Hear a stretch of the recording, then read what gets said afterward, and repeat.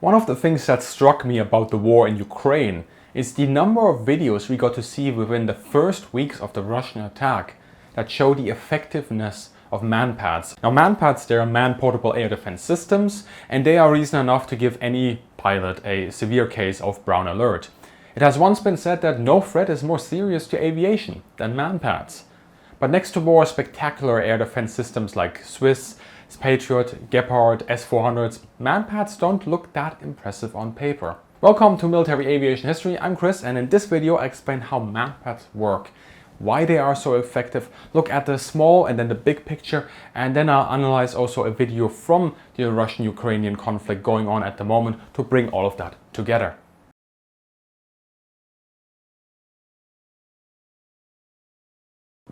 In a nutshell, a MANPADS comes in three parts: the gripstock assembly, as well as the one-shot missile tube. Very important is also the one-use BCU, that's the battery coolant unit, which provides about 45 to a maximum of 60 seconds of power. The main fire and forget MANPADS use IR homing, where the missile locks onto the heat signature of the target, like for example the engine, flies towards it, and once close enough, it detonates.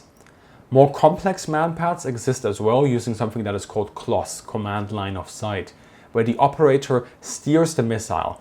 But I will not talk about them here for the sake of simplicity and because they are less common. So watch this video for more information on CLOSS. And if you are here and still want to talk about something like Starstreak, just go and grab a cup of tea for now. MANPADS have limited range, usually between 2 to 4 kilometers, sometimes up to 5 to 6 kilometers, but that's really pushing it. And these missiles accelerate on launch to about Mach 2.0. To see how little time you might have to react, this video allegedly shows a MANPADS being fired against a UAV. I think that puts it into perspective. MANPADS are the most cost-effective weapon on the market against aircraft. Prices are always estimates, but a single missile of the US FIM-92 Stinger is set to go for about 50,000 USD. That of course excludes the actual guidance assembly. However, those figures are based on older type Stingers, and you do have to do a little bit of plus and minus here for inflation and so on. Then again, Raytheon was recently awarded a $624 million contract to procure 1,400 Stinger missiles. That's over 400,000 USD a pop. Now, take away some money for gearing up for production and profit and so on and so forth, we are probably at a pure price of somewhere between 200 to 300,000 USD a missile. If those 300,000 USD knock out an alligator with a reported price of 50 million USD, by the way, there is absolutely no way a vanilla alligator is 15 million USD. Watch this video for more information about sort of the Russian defense industry. That's similar to, for example, a cheap Panzerfaust 3 or a Javelin transforming a T-72 into a helicopter. Now you take that price, you factor in respective crew trainings, right? And on pure cost effectiveness terms, a MANPADS is absolutely off the charts if you assume a one launch, one kill scenario. More on countermeasures later on in the video. Next to their cost effectiveness, MANPADS are exceptionally easy to use. While the US Army curriculum is about 1.5 months long for entry soldiers, the pure basic firing instruction on MANPADS can be done in less than a week. And transitioning between different MANPADS types is relatively straightforward, provided you stick with sort of the fire and forget types. I will add at this point that the mere point and click nature of MANPADS is a bit overstated. Even a cursory glance in instruction manuals reveals that there is a big difference between being able to fire it or firing it well. One of the examples I would give about how experience is important with MANPADS is that the BCU, so the battery coolant unit, only provides that power for 45 to 60 seconds until you have to eject it and then put a new one in order to fire the weapon. So the operator has to judge the correct point in time when he wants the weapon to be ready to fire. The next advantage is that MANPADS are easy to transport, compact and easy to carry. IR-based systems weigh between 15 to 18 kilograms. Take a vehicle or a donkey with you, 1 or 2 operators, and you can deploy them almost anywhere, provided there's just a little bit of room around you to fire. And with that compactness comes the advantage, of course, of concealment. You can just hide in the foliage, the good old camp in bush meta, and you will have a good all-round view, pop out when you need to, aim, acquire, super elevate, fire, and immediately leave the area or deploy to a secondary position. The earliest the aircraft will know that you are there is when they see that missile coming at them with Mach 2.0. And that brings me to the bigger picture now. Until now, I've mainly talked about MANPADS as a system in itself, right? So it's time to really zoom out.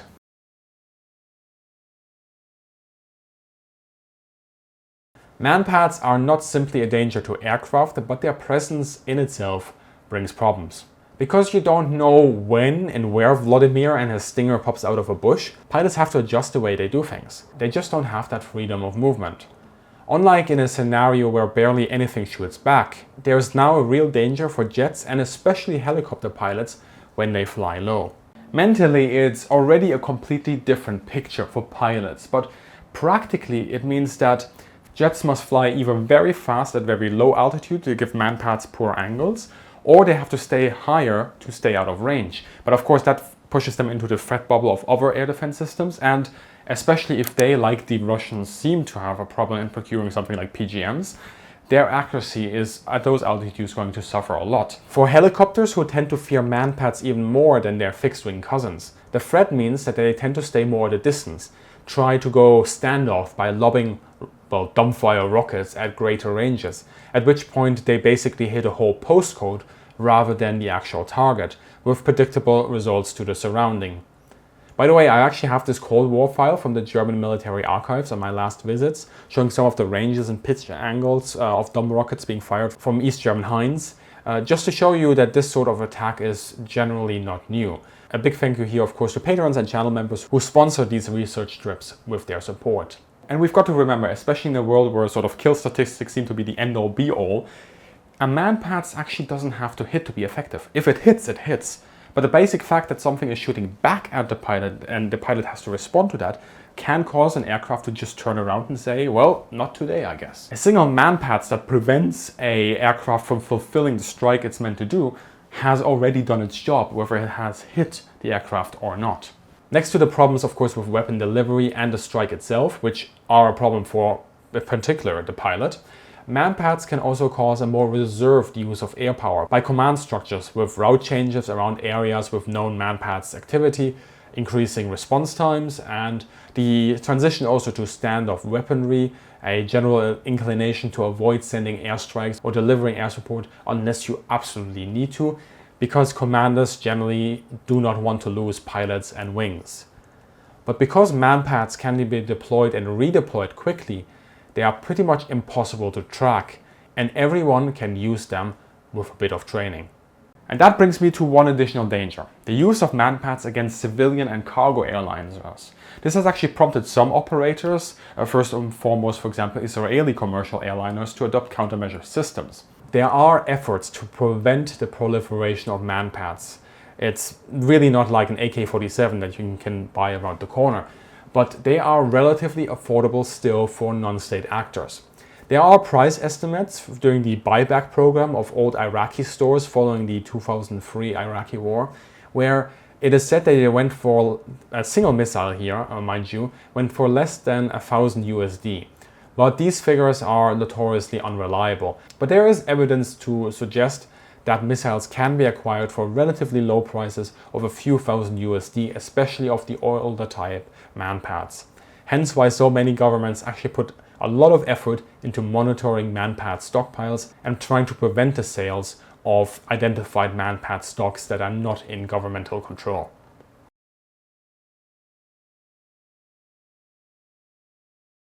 So how do you defeat MANPADS? First off, the generational differences of MANPADS is actually very important to recognize. Early missiles, some are still in use today, were quite unreliable because of their secrecy. They went after errant radiation like the sun, reflections on clouds or on a terrain. It has only been the iterative improvements, so think of so-called spin canned and conical seekers over to that dual band imaging using IR and UV bands, that the number of targets a missile might lock onto has been compressed to an absolute minimum to exactly match the size and types of IR wavelengths that you actually want it to go for. The first defense against MANPADS is to see the launch. The only warning you get is the launch plume and the smoke trail. To spot this, You have to keep your head on a swivel, and pilots need to shout out warnings if they see a launch. Although if you see it, it's kind of too late. The second defense, and this is where it starts getting interesting, are infrared countermeasures. The most obvious one is of course the flare, a small pyrotechnical charge deployed from the aircraft, emitting a similar heat signature that can cause the missile to confuse this flare with the actual plane. Jets and helicopters can pre-program the deployment of these in salvos, and flares can also be used to proactively prevent MANPADS to achieve that initial lock, which is why you sometimes see them being popped seemingly with absolutely no reason. More modern MANPADS missiles are actually starting to compensate for the sudden emergence of heat signatures, following predictable trails and patterns, so flares are starting to be countered by that.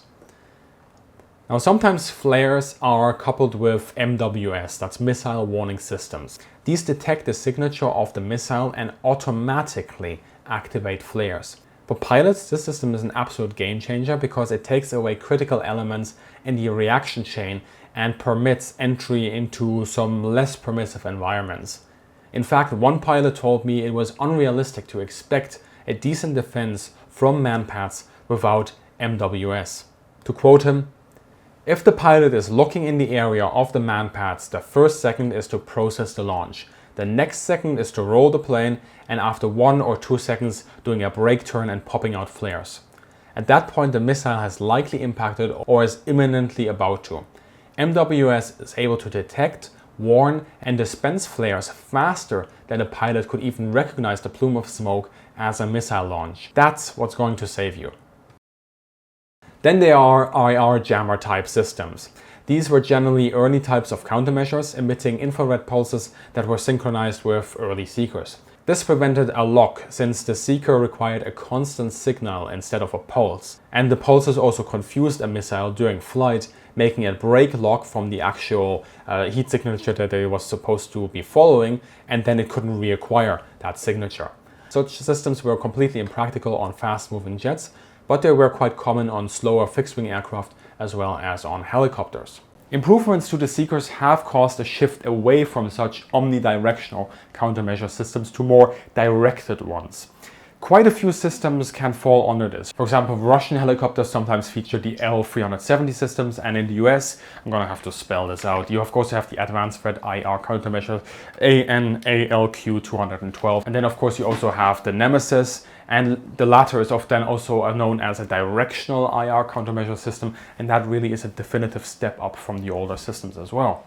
These systems detect and direct their energy output, either a laser or an IR beam, directly at the incoming threat, poking it right into the seeker, at which point no eye doctor can save it, and that defeats the threat. For now, these are mainly limited to helicopters, although some similar types are also featured in large commercial aircraft.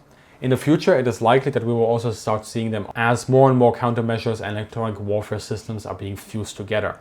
For example, in the US, you currently also have the Common IRCM program, so the Common Infrared Countermeasure program. That's the one that Northrop Grumman is currently the lead on. Now that we've looked at MANPADS and looked at the countermeasure systems as well, let's start putting those things together and look at an example of a helicopter that was shot down over Ukraine.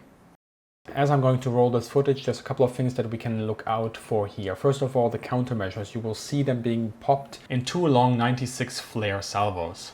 One of the standard countermeasure systems that the Russians are using for flares is the UV-26 or the ASO-2V, and both hold 32 flares per system.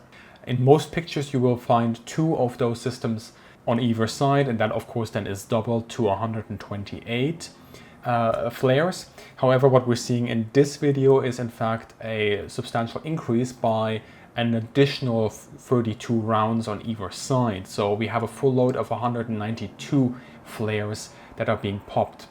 Now you can see that the footage is starting to roll as he has already deployed his sort of first salvo, and it keeps on going, and he's going to fire up to 32 flares in that initial salvo with 3 flares on either side. then there's going to be a short break, and then the next salvo is going to be firing. You can see he's starting to sort of circle back in the direction that more or less he came from. The angle is a little bit awkward from this probably UAV that is filming this. And we don't exactly know why he is already popping flares. Perhaps there has already been a manpad shot at him. Perhaps there is known manpad activity, or perhaps another helicopter has been shot down. There is some circumstantial evidence that seems to suggest that maybe a previous helicopter had been attacked in the area. We never know for sure. And as you can see, as the helicopter is then trying to leave the area, at this point the old mantra of no die enemy is of course important, because the Ukrainian operators on the ground firing the manpads, they of course know that these Russian helicopters are being equipped with these sort of systems, and they are potentially counting the amount of flares coming out of that helicopter to wait until the Mi-8 has depleted it, and then they're gonna fire. And that's exactly what's going to happen. The manpads fires after the helicopter is out of flares, and it is completely defenseless, and it gets shot down. Now, one very important detail here, as you actually look at the smoke trail, the more sort of spirals you see, or the more it corkscrews, the more that suggests that it's an older system, whereas the newer systems corkscrew less. So this seems not to be the most modern manpads variant out there, but it was, as you can see, enough, of course, to down this helicopter in this instance. So there we go. That was a quick analysis of this incident. So I hope that you enjoyed that video, and if you did, let me know in the comment section below. And if you didn't, well, you will most likely also let me know in the comment section below. But yeah, discuss amongst yourself, add to the video, use that comment section with the community. And as always, if you do enjoy this content, consider checking out the support pages that you can find over on Patreon or here on YouTube with channel memberships. That will allow you to directly support the channel, and at the same time you also get access to early access to videos, as well as the Discord server, where you can hang around with some like-minded folk who are very much into aviation, just like myself. And we also have bi-weekly meetups there, which are really fun. So as always, I hope all of you have a fantastic day. Go out there with your friends, with your family, spend a lovely day, and as always, see you in the sky.